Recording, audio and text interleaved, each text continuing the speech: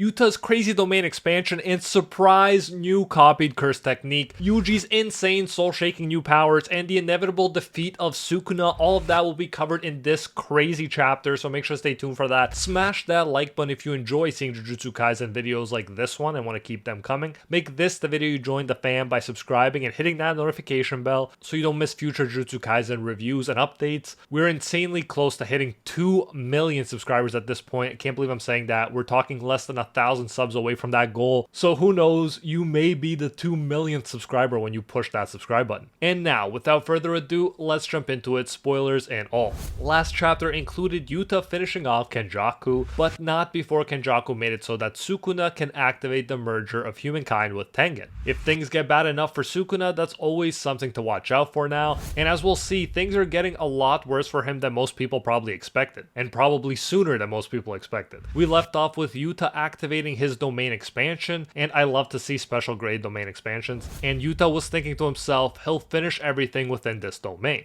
while Yuji is helping him, hoping to deliver a definitive blow that can shake souls in order to tear Megumi's body from Sukuna. Of course, this is shonen, and it's not just about defeating Sukuna and killing him, but also about Yuji saving his friend Megumi. As Sukuna pointed out well last chapter, how nice, everyone has a role, and I'm very happy with the way the mangaka is handling this, but more on that later on. So the narrator tells us with the beginning of this chapter that the special grades domain has been revealed. Talking of course about Yuta's domain. True and authentic love allows Yuta to select one curse technique that he has copied and can apply it as a sure hit to his domain. However, here's a more interesting part to me. Techniques other than that one are held randomly inside the katanas inside the domain, and only Yuta can use those abilities. Yuta himself doesn't know what curse technique is dwelling inside which katana until he holds it. The katana perishes when the curse technique is used once, but there's no limit to the number of katanas. So fascinating stuff here, I love it. We got a game of luck to an extent, which is always interesting to see, but we can also see some other surprise techniques that Yuta has copied, and in this chapter there's a big surprise coming to be sure. Sukuna did not see that one coming, but more on that in a bit. So we have Sukuna, the king of curses here, we have Rika, the queen of curses, we have Yuta, of course Yuji as well. Sukuna is thinking about how his total cursed energy is currently on the same level as Yuta's. Sukuna at this point can't use domain expansion, and his reverse technique is slow due to the fight with Gojo, which is not helping him during this fight. And I really like that detail. After Sukuna achieved his true many-armed form, after he defeated Gojo, it seemed like he might be stronger than ever. But it's nice to know that yeah, Gojo's effort did have a lasting effect on him and is helping the team right now. And now if our guys pull it off, you can say that Gojo helped make it possible. His sacrifice wasn't in vain. It's an easier pill to swallow, Yuji and Yuta working together to defeat a Gojo-drained Sukuna, especially since part of the strategy is for Yuji to use his unorthodox soul-shaking abilities. After Gojo was defeated, I was like, how can they possibly beat him now in a realistic way? But the mangaka is definitely doing a good job by coming up with a way to defeat him where everyone plays a part and it's not just about overpowering Sukuna with strength. This whole chapter is mostly fighting, and I'm not complaining because that's what we all like to see. So as I've been talking about, we get Yuji attacking the border of Sukuna and Fushiguro's souls. In this way, he's attempting to awaken Fushiguro from his slumber and disrupt the sync between Fushiguro's physical body and Sukuna's soul. Again, props to the mangaka for coming up with a creative way of fighting Sukuna post-Gojo. I'm loving it. We're told the more Yuji's hits connect, Sukuna's cursed energy decreases and his control of cursed technique also decreases, and soon he will be unable to maintain his current form. So believe it or not, after he dealt with Gojo, he's now being pushed into a corner. It's not looking good for Sukuna, I can't believe I'm saying that. At the same time, Sukuna is worried about his cursed energy output falling to the point where he can no longer maintain Hollow Wicker Basket, and then there's the real risk, as he calls it, their desire to use the Angel's Technique Jacob's Ladder to eradicate the cursed object within Fushiguro Megumi. Yuta uses Toge's technique as well. He tells Sukuna don't move and then takes advantage of the frozen Sukuna by immediately following up with an attack, which sends Sukuna flying and of course demolishing some pillars in the process. We also see Rika in this chapter breaking up into 4 smaller Rikas who then act like honing missiles attacking Sukuna. A lot of different attacks coming his way, and honestly it's impressive Sukuna can survive all of them considering how different they all are. Sukuna does attack our guys and Rika with his slashes, but he says to deal a fatal blow he needs to touch and cut them. He says it's not just that his curse technique is low due to the battle with Gojo, because obviously that is a factor, but also Jujutsu Tech has upgraded the defensive capabilities of their frontline fighters. Alongside Yuji learning reverse curse technique, Yuta's domain is limiting sure hit effect only on Sukuna.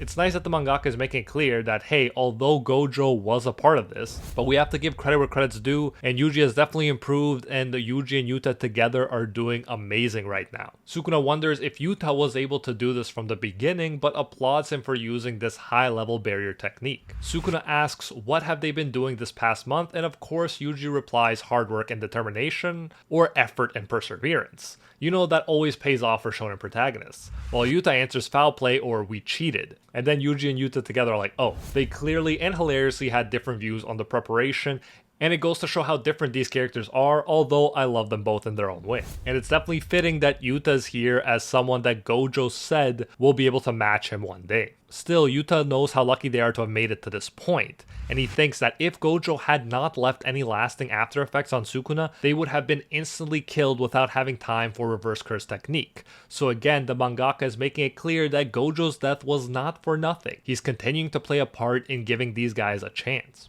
Yuji, for his part, is scared to even think about what will happen if they don't put an end to this right here.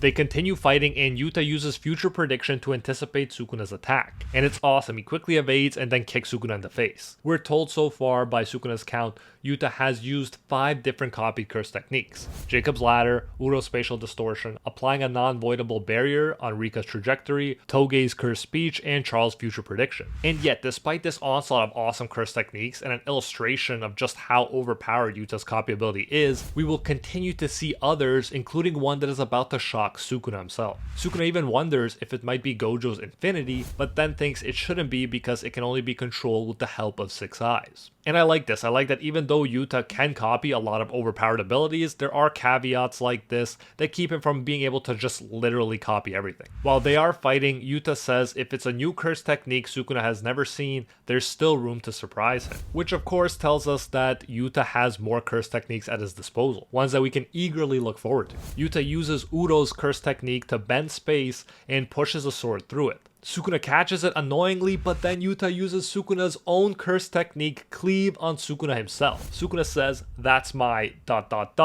2 exclamation marks, and then we see Sukuna's face begin to get slashed as he finally gets a taste of his own medicine. The chapter had plenty of back and forth with Sukuna delivering damage too, but it definitely looks like our team has the edge right now, and we can actually see a path to victory, especially with Yuji's soul-shaking abilities. But you can never jump to conclusions with a series that can go from Gojo winning one chapter to him dying the next chapter. Also, we know that the merger will have to come up again at some point, so we'll see what happens and how quickly, but I'm glad that I'm still really enjoying this fight even without Gojo. Let me know what you think will happen next in the comments below. Do you think that the writing is on the wall and that Sukuna will fall sooner than later, or do you think that, like up until now, we still have plenty of twists and turns in store before it's all over? Either way, I think that they will defeat him during this fight. Otherwise, if Sukuna has time to heal and all, Gojo's sacrifice and impact will be severely lessened, and since everyone loves Gojo, that would not be so good to see, but we'll just have to trust in the mangaka for now. And if you enjoyed watching Special Grade Yuta at work, and it was awesome this chapter, you won't want to miss my all Special Grade sorcerers and their powers explained video, link on screen right now. Like and subscribe to help us reach that insane goal of 2 million subscribers. We are less than 1,000 subscribers away at this point, so you could be that 2 million subscriber. Thank you so much, and I'll see you in the next one.